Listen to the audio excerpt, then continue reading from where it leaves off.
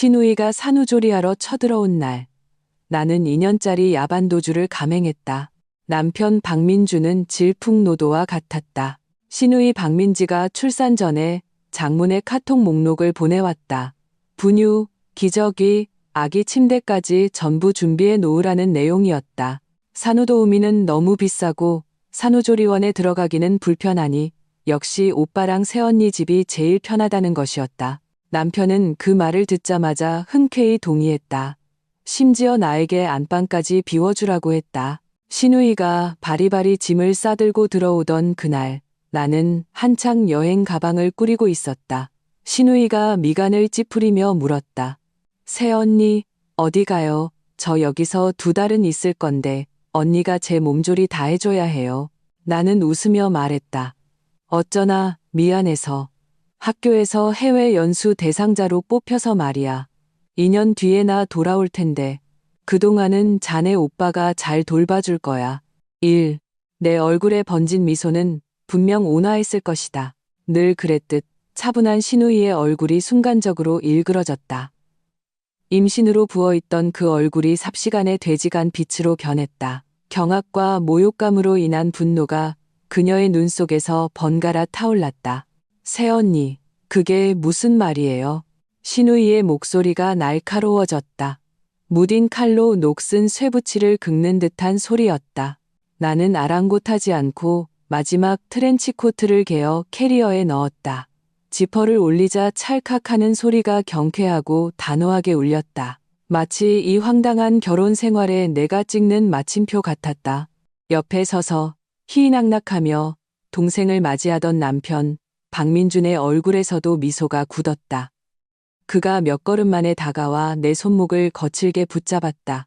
힘이 어찌나 센지 부서질 것 같았다. 이서연, 너 미쳤어? 그의 목소리는 위협적인 기운을 담은 채 낮게 깔렸다.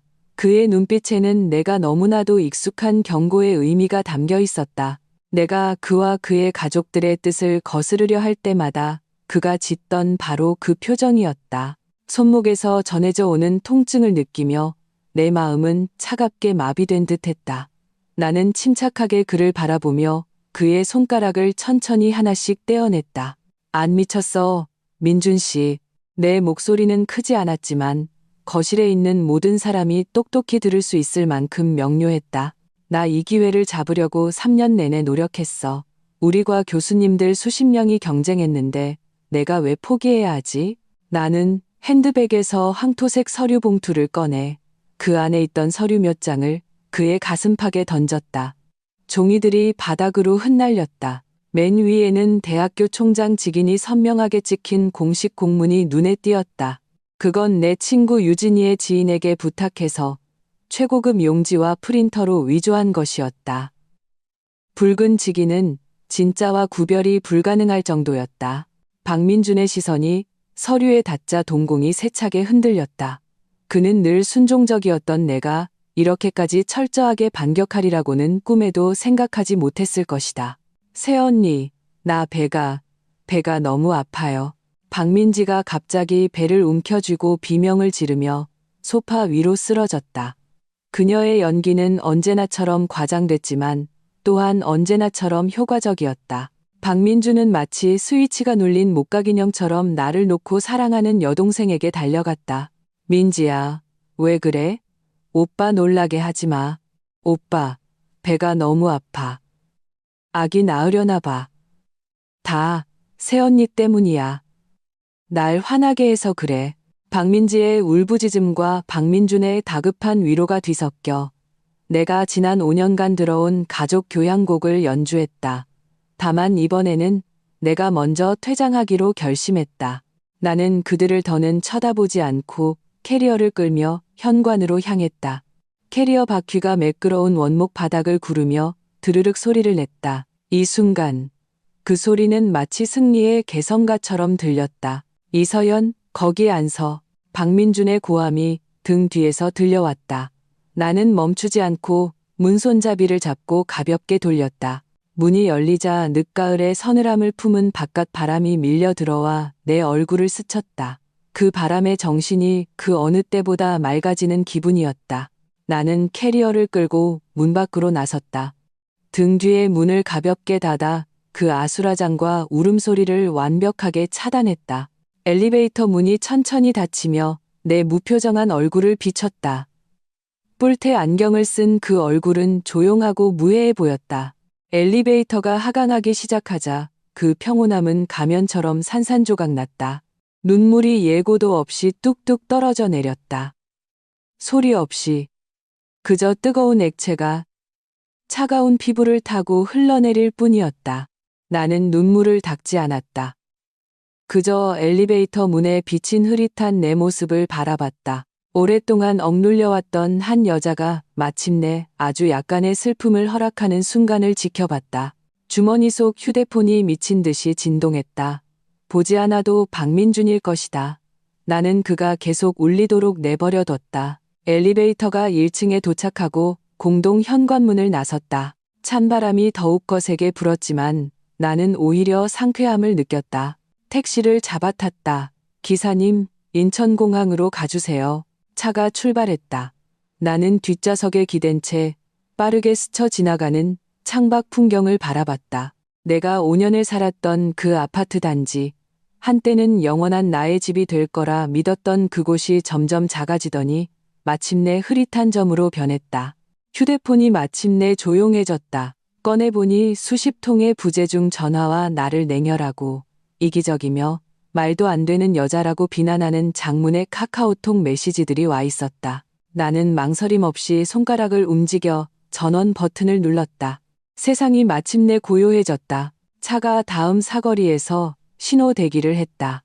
나는 몸을 앞으로 숙여 기사님께 말했다. 기사님, 공항 안 가요. 주소 바꿀게요.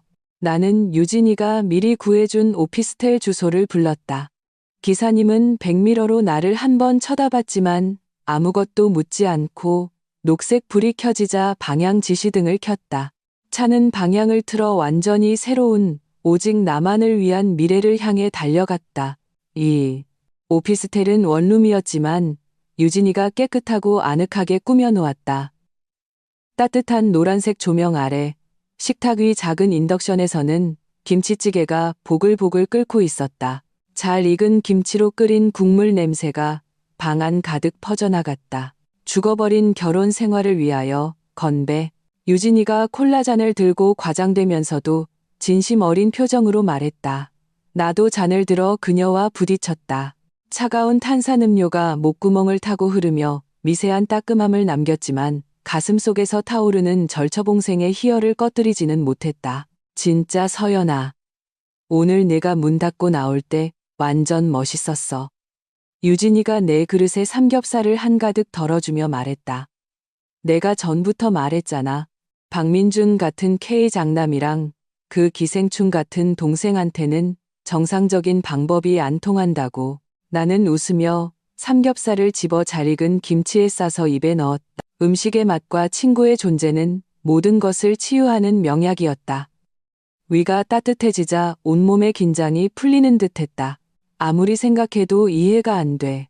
어떻게 그렇게 당당하게 나한테 안방을 비워달라고 할 수 있지? 내가 그 일을 떠올리며 여전히 황당하다는 투로 말했다. 그건 우리 침실이고 우리 침대인데 이해 못할 게 뭐 있어. 유진이가 비웃었다. 그 인간 인식 속에서는 내 것은 자기 것이고 자기 것은 당연히 자기 것이지. 그리고 걔 동생? 그건 자기 목숨줄이야. 내 피와 살을 바쳐서라도 봉양해야 하는 존재라고.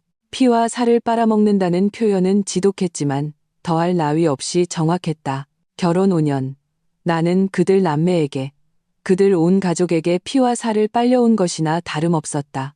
내 월급, 내 시간, 내 감정, 나의 모든 것. 나는 말없이 음식을 먹었다. 유진이도 더는 말하지 않고 계속해서 내 그릇에 반찬을 덜어주었다. 그녀는 내가 지금 필요한 것이 끝없는 하소연이 아니라 극도의 억압 끝에 찾아온 짧은 휴식이라는 것을 알고 있었다. 김치찌개에 밥 한 그릇을 뚝딱 비우고 우리는 소파에 늘어져 옴짝달싹도 못할 지경이 되었다. 앞으로 어떻게 할 거야? 진짜 외국 나간 척할 셈이야. 유진이가 물었다. 응, 나는 고개를 끄덕였다. 2년이면 모든 걸 정리하기에 충분한 시간이야. 그리고 그놈이 자기 행동에 대한 대가를 치르게 하기에도 충분하지. 학교는 장기 병간했어. 신경쇠약이라고 의사 진단서도 있고. 나는 침착하게 말했다. 그리고 해외 연수는 박민준한테 보여주기 위한 쇼야. 그 인간 체면 엄청 따지잖아. 학교 가서 난리치는 대신 몰래 알아볼 게 뻔하거든. 우리 과 학과장님께는 미리 말씀드려 놨어. 혹시 누가 나에 대해 물으면 기밀 유지가 필요한 중요 프로젝트를 맡고 있어서 연락이 어렵다고 말해달라고. 유진이가 나를 향해 엄지를 치켜 세웠다. 대단하다, 정말. 배수의 진을 치고 퇴로를 끊어버렸네. 나는 다시 휴대폰을 켰다. 신호가 잡히자마자 수많은 메시지가 쏟아져 들어왔다. 대부분 박민준이 보낸 것이었다. 처음에는 분노에 찬 욕설로 시작해 중간에는 다급한 질문, 그리고 나중에는 막무가내식의 분노로 변해 있었다. 이서연, 이 악독한 년. 민지 너 때문에 조산했어. 지금 병원이라고. 이제 만족하냐? 애 태어났어. 아들이야. 넌 내 친조카도 내팽개치는 거야? 내 심장은 돌로 만들었냐? 병원에서 밤새웠더니 몸이 부서질 것 같다. 넌 아주 사라져버렸겠다. 그렇지? 나한테 잡히기만 해봐. 모든 메시지가 이미 만신창이가 된 내 마음에 박히는 망치 같았다.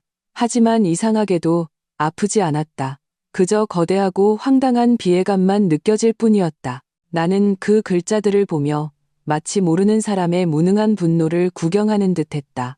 알고 보니 그 사람 마음속에서 나는 그의 여동생 산후조리를 해줄 공짜 보모만도 못한 존재였던 것이다. 부모는 월급이라도 받지, 나에게는 오직 의무만 있었다. 나는 메시지를 하나씩 삭제한 뒤 카카오톡을 열어 박민준의 프로필을 찾아 길게 눌렀다. 차단을 선택했다. 친구 삭제는 오히려 사치였다. 모든 것을 마치자 몸에 남은 마지막 힘까지 빠져나가는 기분이었다. 나는 휴대폰을 옆으로 던져버리고 소파에 쓰러져 눈을 감았다. 귓가에 유진이의 걱정스러운 목소리가 들렸지만 대답할 기력도 없었다. 이대로 잠들어 버리자. 자고 일어나면 새로운 시작일 것이다. 그리고 박민준의 혼란은 이제 막 시작되었을 것이다. 나는 그가 병원에서 한 손으로는 우는 아기를 안고 다른 손으로는 전화를 들었지만 더 이상 연결되지 않는다는 것을 깨달았을 때에 그 초조함과 막막함을 상상할 수 있었다. 그는 처음으로 제멋대로 자란 여동생과 자신이 직접 만든 이 아수라장을 홀로 마주해야 할 것이다. 그 생각을 하니 내 입꼬리가 저절로 차갑게 휘어졌다. 3. 혼란은 내가 예상했던 것보다 더 빠르고 맹렬하게 찾아왔다. 사흘째 되던 날 유진이가 최전선의 소식을 전해주었다. 박민지가 퇴원해서 박민준과 함께 우리 집으로 돌아갔다는 것이었다. 진짜 재앙은 그들이 집 문턱을 넘는 순간부터 시작되었다. 박민준은 보름간 휴가를 내고 직접 동생과 조카를 돌보겠다고 호언장담했다. 간장과 식초도 구분 못하는 그 남자가 처음으로 부엌에 들어섰다. 결과는 불보듯 뻔했다. 산후조리용 미역국을 짜서 못 먹을 정도로 끓이거나 불 끄는 것을 잊어 국물을 다 태워버렸다. 부엌에서는 온종일 무언가 타는 냄새가 진동했다. 그는 서툰 솜씨로 아기 기저귀를 갈다가 아기를 아프게 하거나 똥오줌을 자기 몸에 다 묻히기 일쑤였다. 신생아의 울음소리는 그 집의 24시간 배경음악이 되었다. 박민지의 산후 우울증은 그런 환경 속에서 걷잡을 수 없이 심해졌다. 그녀는 히스테릭하게 변하기 시작했다. 오빠, 이게 사람이 먹을 거야? 토할 것 같아. 애가 우는데 안 들려? 귀 먹었어? 내 기저귀는 어딨어? 오빠가 사온 건 무슨 브랜드야? 이렇게 뻣뻣한 걸로 내 엉덩이 다 헐게 할 셈이야? 내가 진짜 눈이 삐었지. 오빠 말만 믿고 여기 와서 산후조리할 생각을 하다니. 마침내 또 한 번 아기 울음소리에 잠을 깬 깊은 밤, 박민준이 폭발했다. 너 이제 그만 좀 해. 내가 낮에는 회사 다니고 밤에는 돌아와서 소처럼 네 시중 드는데 뭘 더 어떻게 하라고. 내가 뭘 어쨌는데. 나애 낳고 몸이 다 망가졌어. 오빠는 내 친오빠잖아. 나 돌봐주는 게 당연한 거 아니야? 예전에 새언니 있을 땐 왜 모든 게 멀쩡했는데 네가 감히 서연이 얘기를 꺼내? 네가 굳이 여기 오겠다고만 안 했어도 서연이가 집을 나갔겠어?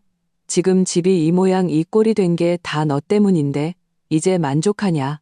남매의 싸움은 집이 떠나가라 울려 퍼졌다.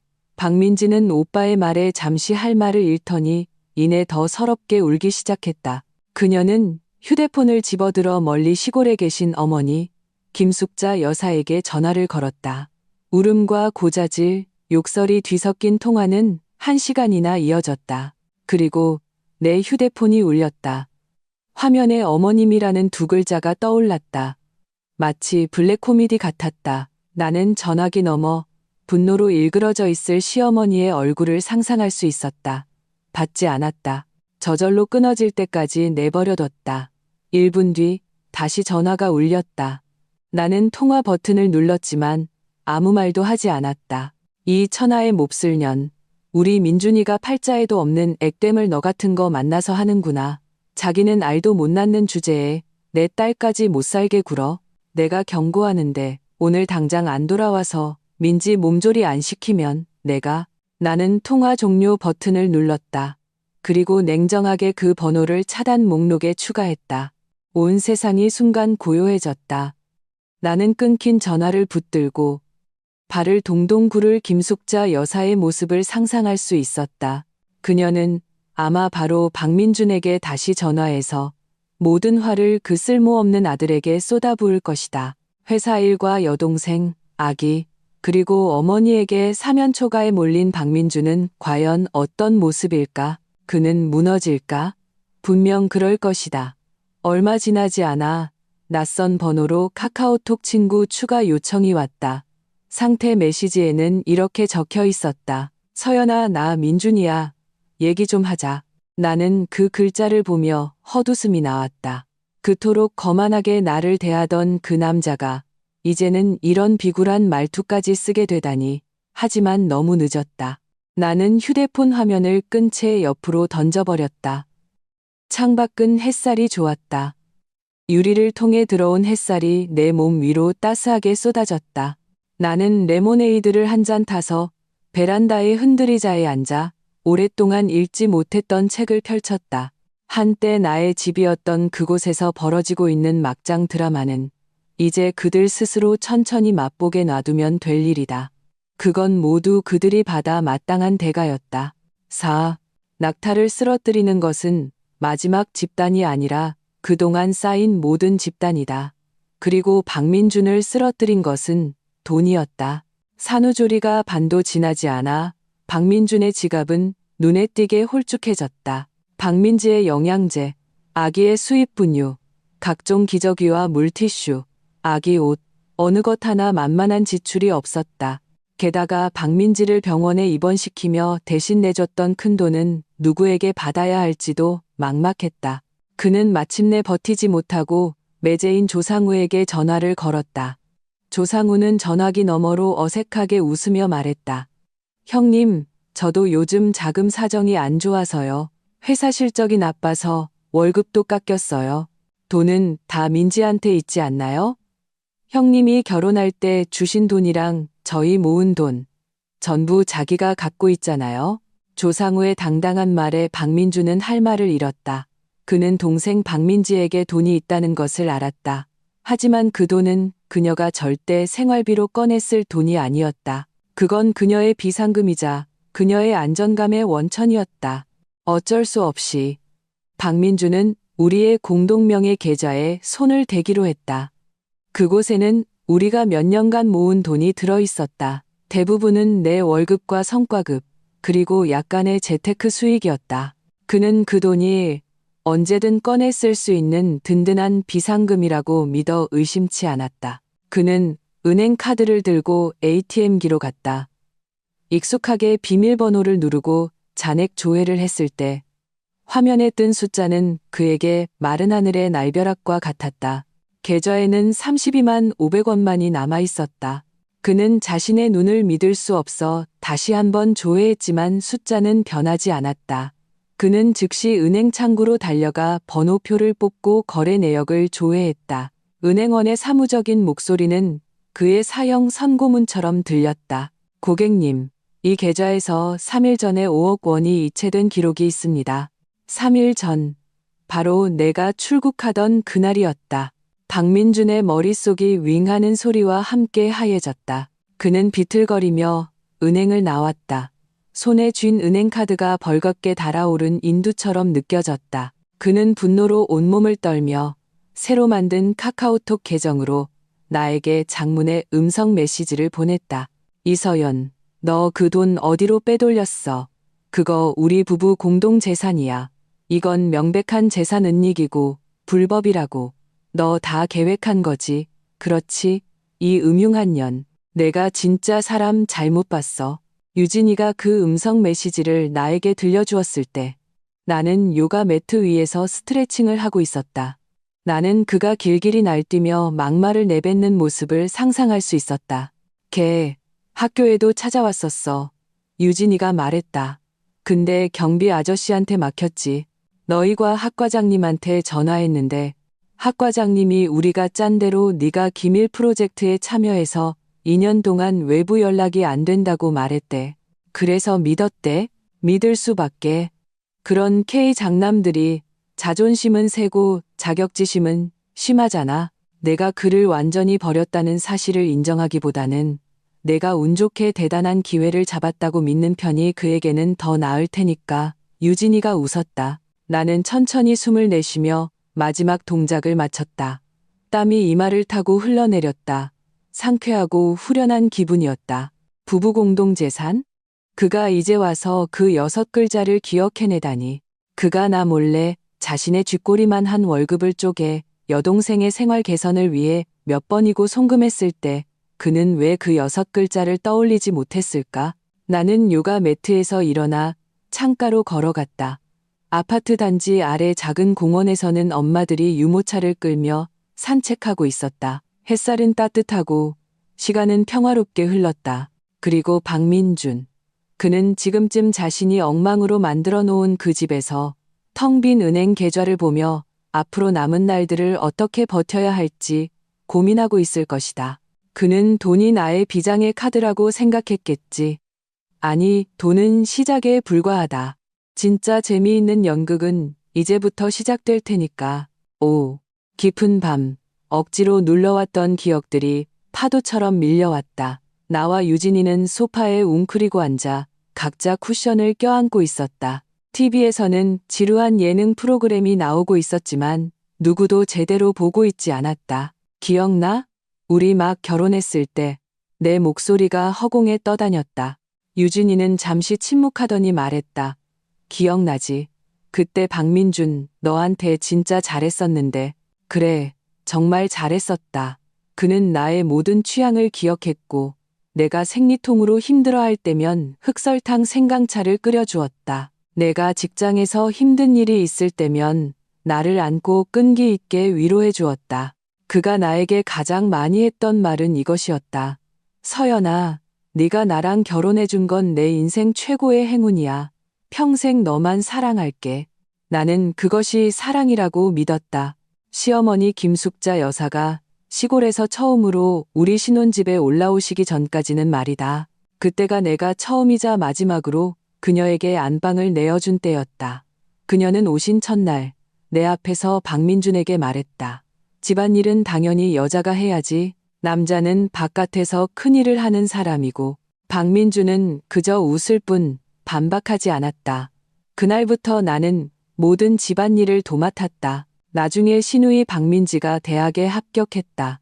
등록금도 생활비도 우리가 대주었다. 박민주는 나한테 여동생은 얘 하나뿐인데 내가 안 챙기면 누가 챙겨라고 말했다. 나는 그 말을 믿었다. 나는 아끼고 아껴 내 월급 대부분을 저축했다. 일부는 생활비로, 일부는 시누이의 생활비로 썼다. 박민지가 대학을 졸업하고 서울에서 직장을 구했다. 그녀는 회사 기숙사 시설이 안 좋다며 투덜거렸다.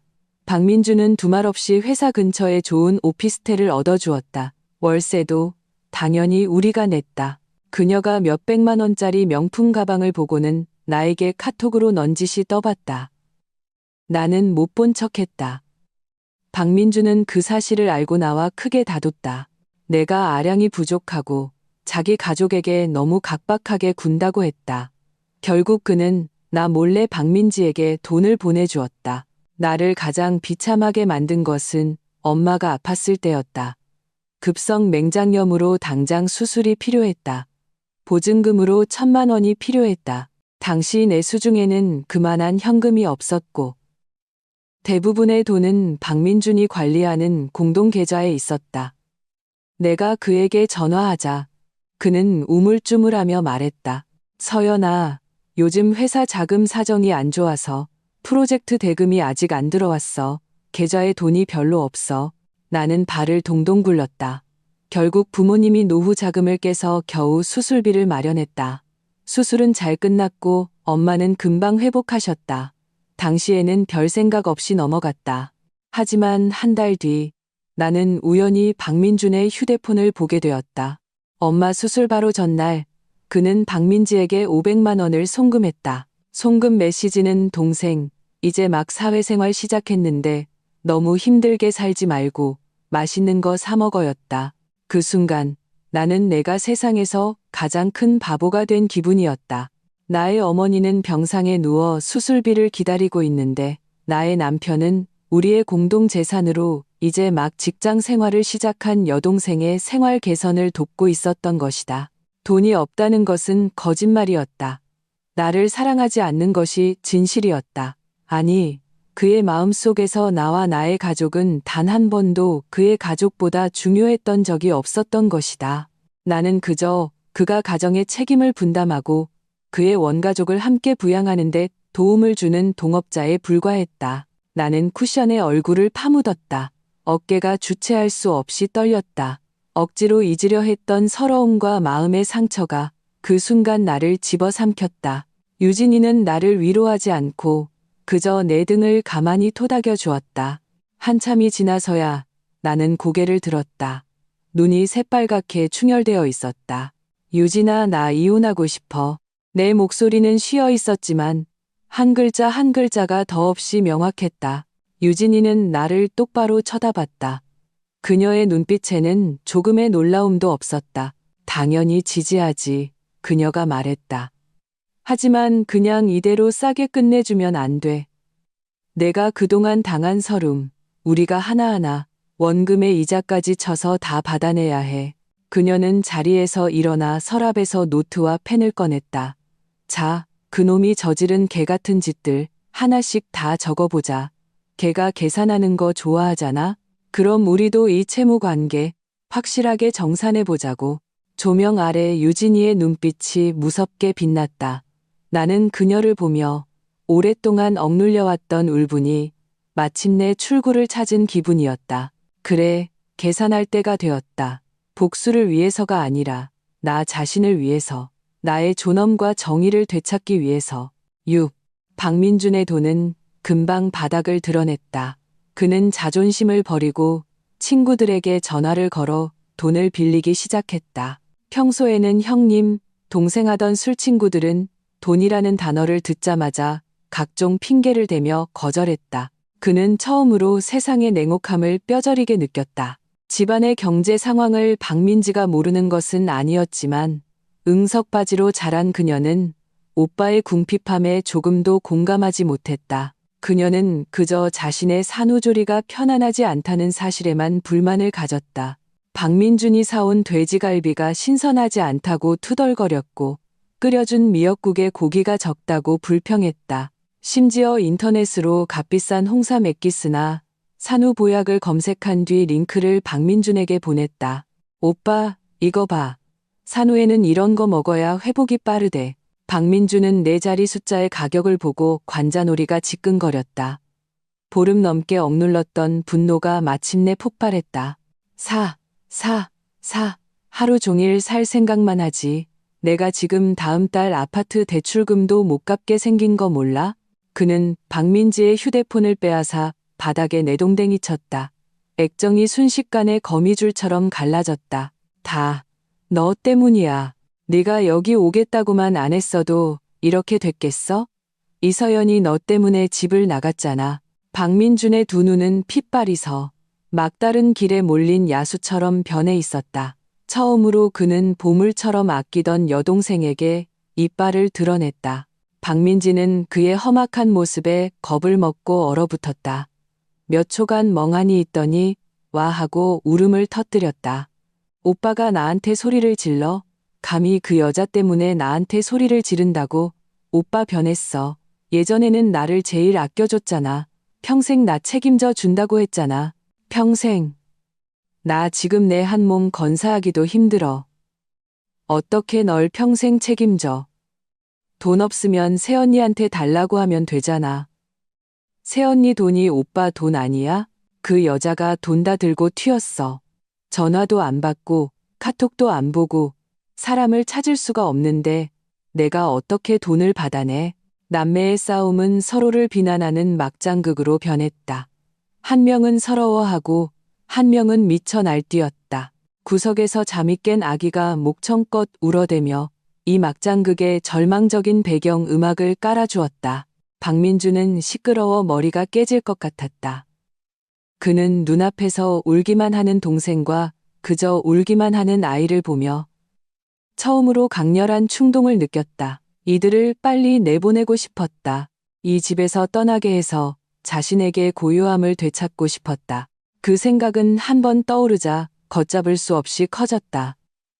그는 이서연이 집에 있을 때를 그리워하기 시작했다. 그때는 집이 항상 깨끗하고 정돈되어 있었다. 퇴근하고 돌아오면 늘 따뜻한 밥과 국이 준비되어 있었다. 빨래도 청소도 아이 돌보는 것도 비록 남의 아이였지만 누군가 다 해주었다. 그는 아무것도 신경 쓸 필요가 없었다. 그는 그저 다정하고 사려 깊은 남편, 통큰 오빠 역할만 하면 되었다. 이제 그 모든 것을 지탱해주던 여자가 떠나자 그는 비로소 깨달았다. 하나의 가정을 정상적으로 유지하는 것이 얼마나 힘든 일인지를. 그의 그리움에 대한 이야기를 유진이가 우스갯소리처럼 나에게 전해주었다. 나는 새로 산 스킨답서스 화분에 물을 주다가 그 말을 듣고 잠시 손을 멈췄다. 그리움이라니 얼마나 우스운 단어인가. 그는 결코 이서연이라는 사람을 그리워하는 것이 아니다. 그는 그저 자신이 아무런 대가 없이 모든 것을 편안하게 누리게 해주었던 공짜 보모를 그리워하는 것뿐이다. 내 마음에는 한 점의 파문도 일지 않았다. 오히려 역겹다는 생각마저 들었다. 물방울이 푸른 잎사귀를 타고 또르르 굴러떨어졌다. 새로운 삶이 싹트고 있었다. 썩어 문드러진 과거는 진작에 깨끗이 치워버렸어야 했다. 나는 창밖을 보았다. 날이 저물고 도시의 불빛이 하나둘 켜지고 있었다. 문득 박민준과 박민지의 갈등은 아직 부족하다는 생각이 들었다. 불을 조금 더 지펴야 이 연극을 진짜 클라이맥스로 이끌 수 있을 것이다. 7. 그 불쏘시개는 바로 시어머니 김숙자 여사였다. 딸의 수많은 울음 섞인 전화를 받은 끝에 김숙자 여사는 마침내 자리에 앉아 있을 수만은 없었다. 그녀는 시골에서 가장 큰 이민 가방에 토종닭과 유정란, 그리고 자신이 생각하는 온갖 보양식을 담아 마치 하늘에서 내려온 구세주처럼 아들 집에 들이닥쳤다. 그녀는 자신이 상황을 역전시키고 온갖 서름을 겪은 딸의 든든한 버팀목이 되어줄 것이라 믿었다. 하지만 문을 여는 순간 눈앞의 광경에 할 말을 잃었다. 거실에는 더러운 옷가지와 사용한 기저귀가 산처럼 쌓여 있었고 탁자 위에는 먹다 남은 배달 음식 용기와 말라붙은 젖병이 널려 있었다. 공기 중에는 분유 냄새, 땀 냄새, 그리고 정체 모를 시큼한 냄새가 뒤섞여 기묘한 악취를 풍겼다. 그녀의 아들 박민주는 팬더처럼 다크서클이 내려와 있었고 수염은 덥수룩했으며 10년은 늙어 보이는 초췌한 모습이었다. 그녀의 딸 박민지는 기름진 머리카락이 두피에 달라붙어 있었고 얼굴은 누렇게 떴으며 빽빽우는 아이를 안고 어쩔 줄 몰라 하고 있었다. 이게 어디 딸이 서울에서 호강하는 모습이란 말인가. 이건 영락없는 난민 수용소였다.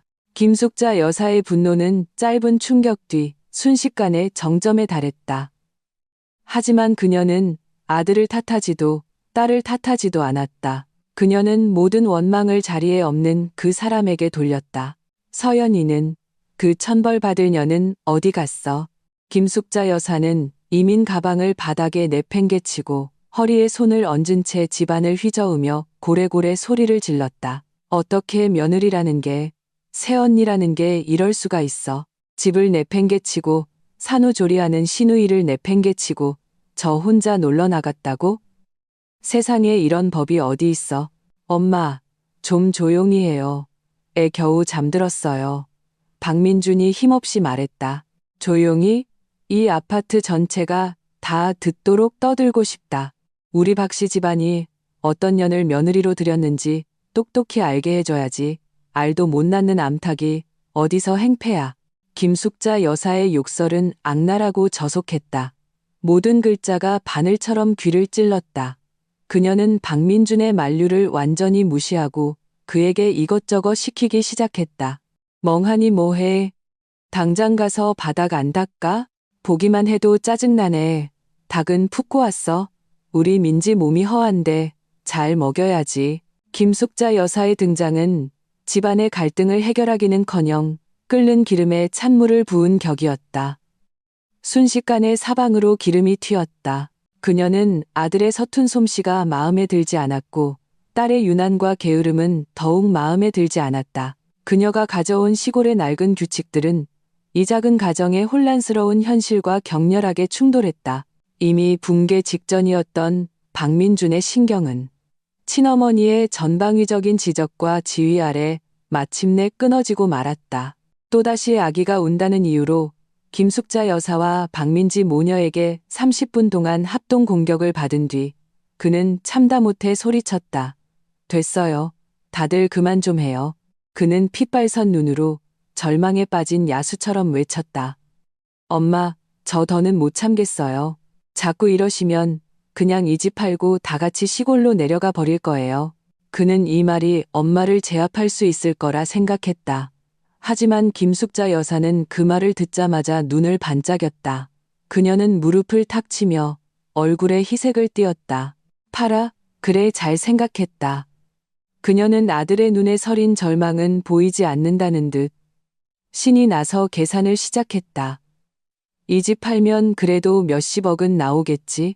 시골 내려가서 너 하나 사주고 우리 민지도 하나 사주고 둘 다 큰 걸로 남은 돈은 은행에 넣어두고 우리 가족 이제 다시는 그 이서연이란 년 눈치 볼 필요 없이 살자. 박민주는 완전히 넋이 나갔다.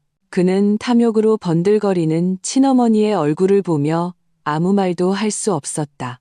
그는 그저 집을 판다고 협박하고 싶었을 뿐 정말 팔 생각은 추호도 없었다. 이 집이, 이 아파트가 자신이 이 서울에 남을 수 있는 유일한 뿌리라는 것을 누구보다 잘 알기 때문이었다. 그런데 그의 친어머니와 친동생은 자신들의 안락함을 위해 그 뿌리를 기꺼이 잘라버리려 하고 있었다. 그 순간 가난과 피로보다 더 깊은 절망이 그를 완전히 집어삼켰다. 그리고 이 모든 상황은 유진이가 이웃주민 중에 심어둔 정보원을 통해 한마디도 빠짐없이 내 귀에 들어왔다. 나는 휴대폰을 들고 유진이의 생생한 묘사를 들으며 참지 못하고 웃음을 터뜨렸다. 좋지, 집을 판다니. 그들이 진실을 알게 되었을 때 어떤 표정을 지을지 정말 기대되네. 이제 나의 비장의 카드를 꺼낼 때가 되었다. 8. 박민주는 정말로 부동산 중개업소에 연락하기 시작했다. 김숙자 여사의 부추김이 그에게 허황된 희망을 심어주었거나 아니면 정말로 막다른 길에 몰렸기 때문일 것이다. 그는 이 집을 현금으로 바꿔 눈앞의 공경을 해결하고 어머니와 여동생의 영원히 채워지지 않을 욕망의 구멍을 메우고 싶어 안달이 나 있었다. 부동산 중개업소에 친구가 있던 유진이를 통해 그 소식은 즉시 나에게 전달되었다. 45억에 내놨대. 금매라 가격 조정도 가능하다고 했고 전화기 너머 유진이의 목소리에는 억누를 수 없는 흥분이 담겨 있었다. 나는 창밖을 보며 깊게 숨을 들이마셨다. 때가 되었다. 나는 더 이상 망설이지 않고 미리 연락해 두었던 변호사에게 전화를 걸었다.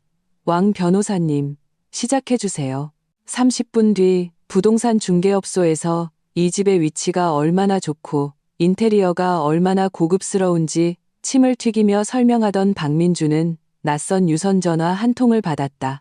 발신 번호가 서울 지역 번호인 것을 보고 그는 집을 보러 오려는 고객인 줄 알고 즉시 옆으로 비켜서서 목을 가다듬었다. 그리고 매우 열정적인 목소리로 전화를 받았다. 네, 여보세요. 박민준 씨 되십니까? 저는 법무법인 사변의 왕 변호사입니다. 이서연 씨의 위임을 받아 귀하와의 이혼 관련 사안에 대해 공식적으로 연락드렸습니다. 전화기 너머의 목소리는 냉정하고 전문적이었으며 한치의 감정도 섞여 있지 않았다. 박민준의 얼굴에서 열정이 순식간에 굳었다. 이혼? 그는 자신이 잘못 들었다고 생각했다. 이서연이 마침내 연락을 해왔는데 잘못을 빌러온 것이 아니라 이혼을 하자고 마음속에서 불길이 치솟았다. 그의 말투는 순식간에 오만해졌다. 이혼? 이서연한테 전해요. 꿈 깨라고. 지금 잠수 타고 부부 공동 재산 빼돌린 거 내가 마음만 먹으면 언제든지 고소할 수 있다고. 당장 나한테 돌아와서 똑바로 설명하라고 전해요. 그는 예전처럼 협박으로 나를 쥐고 흔들 수 있을 거라 생각했다. 왕 변호사는 전화기 너머로 피식 하고 웃는 듯 했다. 그 웃음소리는 거의 들리지 않을 정도로 작았지만 마치 바늘처럼 정확하게 박민준의 허세를 꿰뚫었다. 박민준 씨, 상황을 조금 오해하고 계신 것 같습니다. 왕 변호사의 말투는 여전히 평온했다. 첫째, 이서연 씨는 잠적한 것이 아니라 합법적인 장기 병가를 내고 휴직 중입니다. 둘째, 이서연 씨가 이체한 5억 원은 본인의 개인 계좌에 있던 혼인 전 예금으로 명확한 은행 거래 내역으로 증명 가능하며 부부 공동재산과는 무관합니다. 그리고 가장 중요한 점은 왕 변호사는 잠시 말을 끊었다. 그의 한마디 한마디는 얼음덩이처럼 박민준의 신경을 강타했다. 귀하께서 현재 매물로 내놓으신 서울시 마포구 구모 아파트에 관하여 저희는 엄중히 성명하는 바입니다. 해당 부동산은 이서연 씨의 부모님께서 혼인 전에 전액 현금으로 구입하여 이서연 씨 단독 명의로 등기된 명백한 이서연 씨의 혼인 전 특유 재산입니다.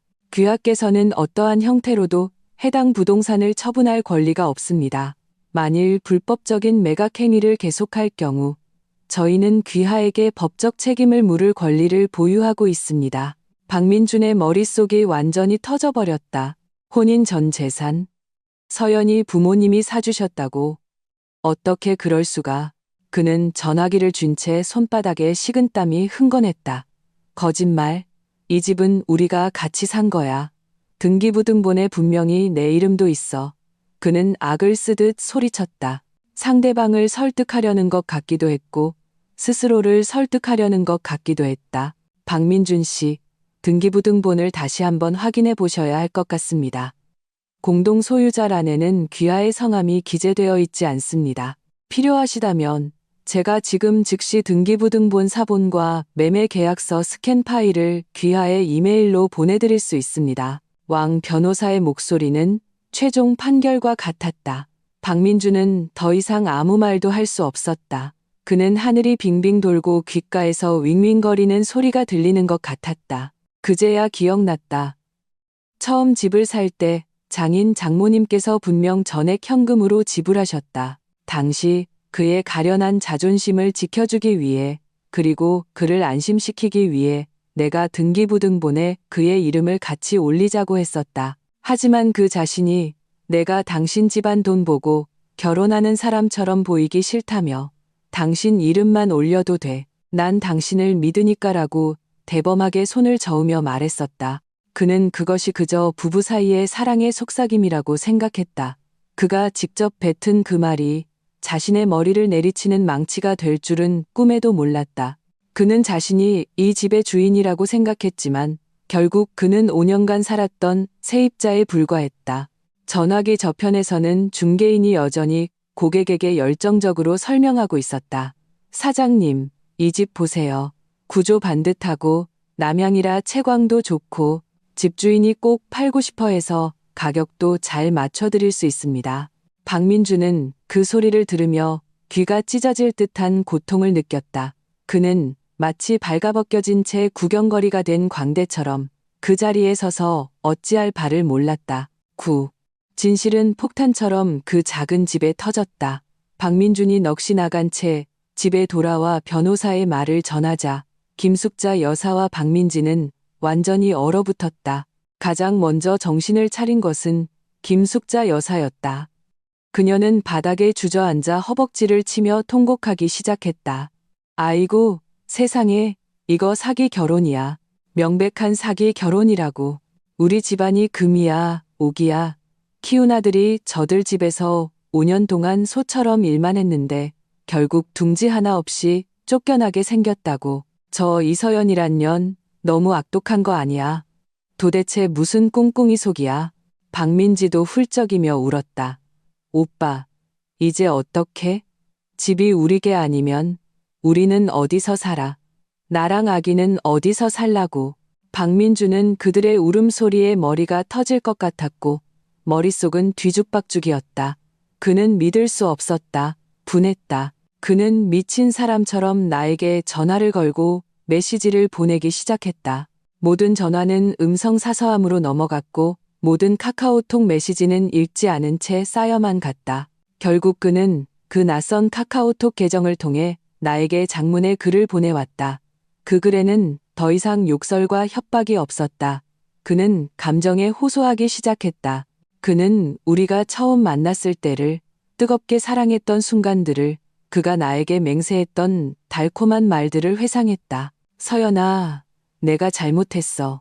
엄마 말 듣는 게 아니었는데, 민지한테 그렇게까지 하는 게 아니었는데, 너한테 그렇게 상처 주면 안 됐는데, 돌아와줘. 우리 다시 잘해보자. 앞으로는 뭐든지 내 말만 들을게. 서연아, 기억 안 나? 우리 같이 이 집 꾸몄던 거. 벽에 걸린 저 그림도 우리가 같이 고른 거잖아. 내가 햇빛 드는 집이 좋다고 해서 내가 이 남양집으로 고른 거잖아. 서연아, 한 번만 더 기회를 줘. 우리 5년 부부의 정을 생각해서라도 제발. 나는 그 위선적인 글자들을 무표정하게 바라봤다. 속이 울렁거릴 정도로 역겨웠다. 5년 부부의 정. 내 어머니가 돈이 없어 수술을 기다리고 있을 때, 그가 그 돈을 여동생에게 송금했을 때, 그는 왜 정을 말하지 않았나? 그가 여동생의 명품 가방 하나 때문에 나에게 소리 지를 때, 그는 왜 정을 말하지 않았나? 그가 당연하다는 듯 나에게 안방을 비우고 하녀처럼 여동생을 시중들라고 했을 때, 그는 왜 정을 말하지 않았나? 이제 집이 없어지고 그의 생존 기반이 흔들리자 그는 비로소 우리 사이에 정이 있었다는 것을 떠올린 것이다. 그의 정은 원래 이렇게나 값싼 것이었나? 나는 휴대폰을 유진이에게 보여주었다. 유진이는 냉소했다. 악어의 눈물이네. 누구 보라고 쇼하는 거야? 이제 와서 무서운 줄 아나 보지. 늦었어. 나는 휴대폰을 돌려받아 침착하게 변호사를 통해 나의 최종 결정을 그에게 전달했다. 이혼할 것, 그리고 한 달 내로 나의 집에서 나갈 것. 변호사의 내용 증명을 받은 박민주는 마침내 마지막 남은 온화한 가면마저 벗어던졌다. 감정 호소가 통하지 않자 그는 막무가내의 진면목을 드러냈다. 이서연, 나 더는 자극하지 마. 그가 보낸 메시지는 글자 하나하나에 막다른 골목에 몰린 개의 광기가 서려 있었다. 이혼하고 집 뺏고 싶다고?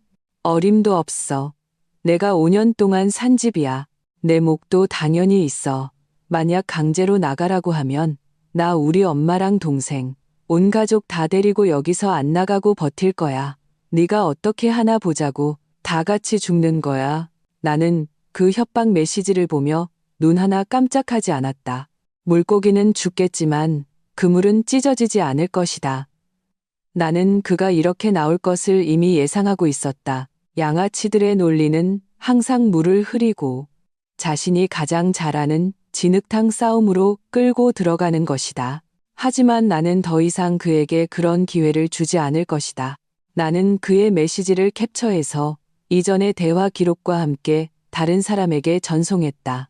이 막장극에서 지금껏 모습을 드러내지 않았지만 가장 중요한 인물, 바로 시누이 박민지의 남편 조상우에게 조상우의 폭발은 내가 생각했던 것보다 더 격렬했다.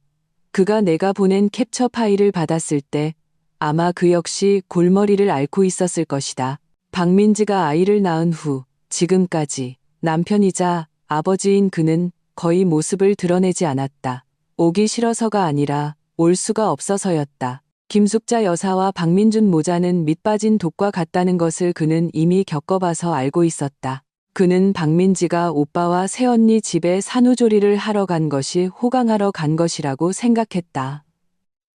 덕분에 자신은 편했고 큰 돈도 아낄 수 있었다. 하지만 그는 꿈에도 몰랐다. 그 호강이 거대한 거짓말 위에 세워진 것이었다는 것을. 집이 애초에 처남인 박민준의 것이 아니었다. 자기 아내와 아이, 그리고 장모님이 남의 집을 무단 점거하고 있으면서 집주인을 화나게 해서 쫓아내기까지 했다. 이제 집주인이 이혼하고 집을 비워달라고 하자 그 처남이라는 작자는 온 가족을 데리고 눌러앉아 버티겠다고 협박까지 하고 있다. 이 일이 커져서 사회 뉴스에라도 나오면 자신, 조상우의 체면은 뭐가 되겠는가? 회사 동료들, 친척과 친구들이 그를 어떻게 보겠는가? 어떤 흡혈귀 같은 처갓집에 장가를 갔다고 생각하겠는가? 조상우는 생각할수록 두렵고 생각할수록 화가 치밀었다. 그는 더 이상 앉아있을 수 없었다. 그는 회사에 바로 휴가를 내고 살기등등한 기세로 박민준의 집으로 쳐들어갔다. 그는 도와주러 온 것이 아니었다. 그는 문호를 정리하러 온 것이었다. 옆집에 살면서 유진이의 정보원 역할을 톡톡히 해준 왕 아주머니의 증언에 따르면 당시 조상우가 문을 발로 뻥 차고 들어왔을 때 그 소리가 마치 철거반이 들이닥친 것 같았다고 한다. 박민준 씨, 김숙자 여사님, 당신들 집안 망신도 이만하면 됐지 않습니까?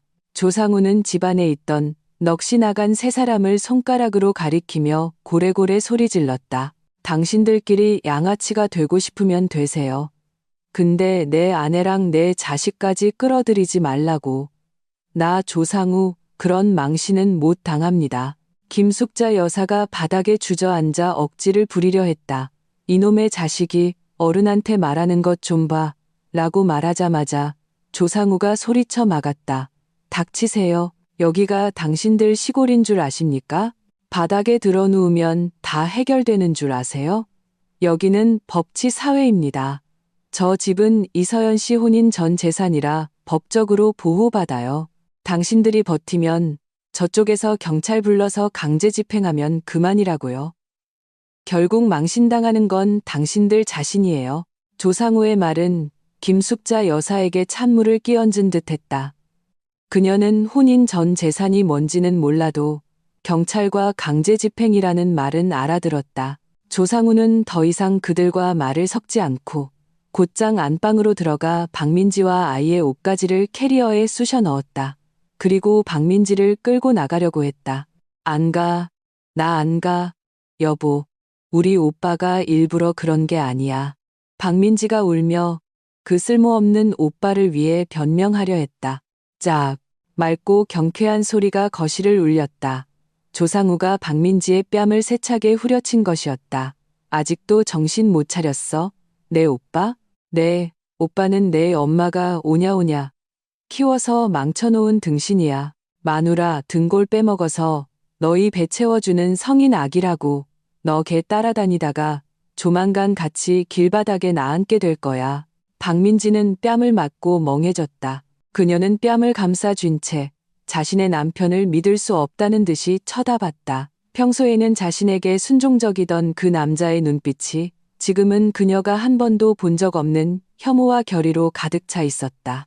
마지막으로 말한다. 나랑 같이 가. 아니면 우리 구청에서 보자. 조상우는 그 말을 남기고 캐리어를 끌고 밖으로 나갔다. 박민지는 조상우의 단호한 뒷모습을 보고 옆에서 벌벌 떨고 있는 김숙자 여사와 잿빛 얼굴의 박민준을 번갈아 보았다. 마침내 하늘이 무너졌다는 것을 깨달았다. 그녀는 엉금엉금 기어가듯 그를 쫓아나가며 처절하게 울부짖었다. 여보, 갈게. 나도 같이 갈게. 한바탕의 막장극은 날카로운 따귀 소리와 동맹의 배신으로 허무하게 막을 내렸다. 유진이가 이 전황을 나에게 알려주었을 때 나는 관음죽의 마른 가지를 치고 있었다. 나는 천천히 그리고 조심스럽게 가지를 잘랐다. 박민지의 최후에 대해 나는 한 점의 동정심도 느끼지 않았다. 자업자득일 뿐.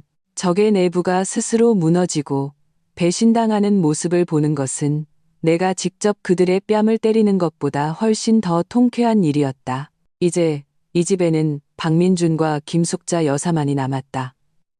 이빨 빠진 호랑이와 억지 부리는 것밖에 할 줄 모르는 늙은 여자. 이 연극도 이제 막을 내릴 때가 되었다. 10일, 박민지가 남편에게 강제로 끌려나간 후 김숙자 여사는 완전히 넋이 나갔다. 그녀의 마지막 희망이자 정신적 지주가 사라진 것이다. 한때의 그녀에게 복을 가져다 줄 땅이라 여겼던 이 도시, 그녀의 아들이 출세한 상징이었던 이 집이 하룻밤 사이에 차가운 감옥으로 변했다. 박민주는 완전히 고립된 섬이 되었다. 동맹은 배신했고 여동생은 떠났으며 어머니의 울음소리도 이제는 소음으로만 들렸다. 그는 온 세상으로부터 버림받았다. 나의 변호사는 이때 마지막 서류를 제출했다. 법원의 출석 요구서는 사망 통지서처럼 느껴졌다. 절대적인 증거 앞에서 박민주는 어떠한 저항도 할 수 없었다. 재판 전날, 그는 변호사를 통해 마지막으로 만나자고 연락해왔다. 나는 동의했다. 장소는 우리 집 근처의 한 카페였다. 내가 도착했을 때 그는 이미 와 있었다. 불과 한 달도 안 되는 시간 동안 그는 모든 기력을 잃은 듯했다. 눈은 철학에 들어가 있었고 머리는 헝클어져 있었으며 한때 빳빳했던 셔츠도 구깃구깃했다. 그가 나를 보자 흐릿한 눈동자에 한 줄기 빛이 스쳤다가 이내 사그라들었다. 나는 예전 모습 그대로였다. 단순한 흰 셔츠에 청바지를 입고 급불테 안경을 쓰고 있었다. 평온하고 담담했다. 마치 지난 한 달간의 모든 폭풍이 나와는 무관하다는 듯이 우리는 마주 앉아 오랫동안 말이 없었다. 커피 향기도 공기 중의 어색함과 무거움을 씻어내지 못했다. 서연아, 그가 먼저 입을 열었다. 목소리가 심하게 잠겨 있었다. 나는 대답하지 않고 잔을 들어 조용히 한 모금 마셨다. 내가 잘못했어. 그가 말하며 눈시울을 붉혔다. 엄마 말 듣는 게 아니었는데, 민지한테 그렇게까지 하는 게 아니었는데, 너한테 그렇게 많은 상처를 주면 안 됐는데, 나는 잔을 내려놓고 그를 바라봤다. 그의 참회는 너무나도 늦었고, 너무나도 값쌌다. 만약 오늘 이 집이 그의 명이었다면, 그가 과연 이런 말을 했을까? 아닐 것이다. 그는 오히려 더 심하게 내가 마를 때까지 모든 것을 빨아먹었을 것이다. 서연아, 우리 이혼하지 말자. 응? 그가 나를 보며 애원했다. 엄마는 시골로 내려가시라고 할게. 민지랑도 연락 끊을게. 앞으로는 너한테만 잘할게. 우리 다시 시작하자. 그가 말하며 갑자기 자리에서 일어나 테이블을 돌아오더니 예고도 없이 쿵 소리를 내며 내 앞에 무릎을 꿇었다. 카페 안 모든 사람의 시선이 순식간에 우리에게 쏠렸다. 나는 폭풍의 중심이 되었다. 나는 그들의 탐색하는 호기심 어린, 심지어는 비난하는 듯한 시선을 느낄 수 있었다. 하지만 내 마음은 한 점의 파문도 없이 평온했다. 나는 그저 고개를 숙여 내 발치에 무릎 꿇고 있는 이 남자를 조용히 바라봤다. 내가 한때 사랑했던 내 아이의 아버지가 될 뻔했던 나의 남편. 그는 초췌하고 남루했으며 모든 자존심을 내려놓았다. 하지만 나는 더 이상 한 톨의 연민도 느낄 수 없었다. 민준 씨, 내가 입을 열었다.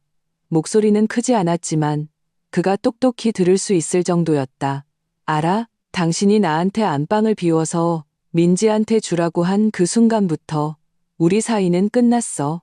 그가 몰래 여동생에게 돈을 줬을 때도 아니고 우리 엄마가 아픈데 그가 외면했을 때도 아니었다. 그가 직접 다른 여자를 우리의 가장 사적인 공간에 들여놓고 나에게 양보와 시중을 요구한 바로 그 순간, 그는 우리 사이의 마지막 남은 정마저 자신의 손으로 죽여버렸다. 나는 자리에서 일어나 그를 내려다보았다. 일어나, 여기서 추하게 굴지 말고. 당신 체면은 당신이 챙기는 거야. 나는 자선 사업가가 아니니까. 그 말을 끝으로 나는 더 이상 그를 쳐다보지 않고 출구를 향해 걸어갔다. 등 뒤에서 그가 무언가 울부짖는 것 같았지만 나는 더 이상 신경 쓰지 않았다. 카페 문을 밀고 나가자 바깥은 햇살이 찬란했다. 나는 깊게 숨을 들이마셨다. 공기 중에는 자유의 냄새가 가득했다. 새로운 삶이 나를 향해 손짓하고 있었다. 그리고 낡은 모든 것은 철저히 묻힐 것이다. 12. 법정에서의 모든 것은 예상대로였다. 법원은 이혼을 판결했다. 집은 나의 개인적인 혼인 전 재산으로 나에게 귀속되었고 박민주는 판결이 효력을 발휘한 후 15일 이내에 집을 비워야 했다. 선고가 내려지는 순간 방청석에 있던 김숙자 여사는 그 자리에서 이성을 잃고 소리를 지르기 시작했다. 법원이 불공평하다. 내가 독사 같은 년이다. 라고 외치다가 결국 법정 경위에게 끌려나갔다. 박민주는 한 점의 조각상처럼 처음부터 끝까지 한마디도 하지 않았다. 판사가 법봉을 내리쳤을 때 그는 비로소 천천히 눈을 감았다. 마치 온몸의 기력을 다 쓴 것처럼. 15일 후 나는 유진이와 함께 그 익숙하면서도 낯선 집으로 돌아갔다. 박민주는 이미 이사를 나간 후였다. 그는 자신의 모든 물건을 가져갔지만 온 집안에 어지러운 흔적을 남겼다. 바닥에는 이사할 때 생긴 긁힌 자국과 먼지가 가득했고 벽에는 그가 나를 되돌리려 붙였던 우리의 옛날 사진들이 아직 남아 있었다. 나는 사진을 한 장 한 장 떼어내어 지난 5년간 그와 관련된 모든 물건과 함께 아파트 아래 쓰레기장에 버렸다. 나는 새 침대 시트, 새 커튼, 새 식기를 샀다. 유진이와 나는 함께 집 전체를 대청소했다. 우리는 모든 구석구석을 깨끗하게 닦아 과거의 흔적을 단 하나도 남기지 않았다. 마지막 석양이 깨끗하게 닦인 유리창을 통해 새롭게 단장된 거실로 쏟아져 들어올 때 나는 꽃차를 한 주전자 우려 유진이와 새 소파에 앉았다. 햇살이 따뜻하게 몸을 감쌌고 공기 중에는 레몬 향세제와 꽃차의 향기가 감돌았다. 나는 전례 없는 견고하고 평온한 자유를 느꼈다. 이곳은 더 이상 다른 사람과 공유해야 하는 전쟁터가 아니었다. 이곳은 온전히 나 하나만을 위한 집이었다. 몇 달 후 나는 병가를 마치고 학교로 돌아갔다. 생활은 다시 제자리로 돌아왔다. 평온하고 충실했다. 가끔 유진이를 통해 박민준 가족에 대한 소식을 단편적으로 듣게 되었다. 박민준은 넋이 나간 채 시골로 돌아가 그곳에서 직장을 구했다고 한다. 월급은 많지 않은데 아무것도 할 줄 모르는 늙은 어머니를 부양해야 한다고. 김숙자 여사는 매일 집에서 그와 싸우며 그가 무능해서 아내도 못 지키고 집도 못 지켰다고 욕을 한다고 했다. 박민지는 시댁에서의 생활이 순탄치 않다고 들었다. 조상우는 그날 이후로 그녀에게 매우 쌀쌀맞게 대했고 시부모님은 처가의 그런 일들을 알게 된 후 그녀를 더욱 냉대했다고 한다. 그녀는 그 집에서 눈칫밥 먹는 며느리처럼 살며 예전의 오만함은 찾아볼 수 없게 되었다고 한다. 나는 그런 이야기들을 들으며 미움도 통쾌함도 느끼지 않았다. 그저 아주 먼 옛날 이야기를 듣는 기분이었다. 이야기 속 인물들은 모두 그들이 받아 마땅한 결말을 맞이했다. 그리고 나는 이미 그 이야기 밖으로 걸어 나온 지 오래였다. 햇살은 따뜻하고 바람은 부드러웠다. 나는 탁자 위에 찻잔을 들어 조용히 한 모금 마셨다. 차 향기가 은은하게 피어오르고 세월은 평온했다. 그 모든 것은 이제 나와 아무런 상관이 없었다.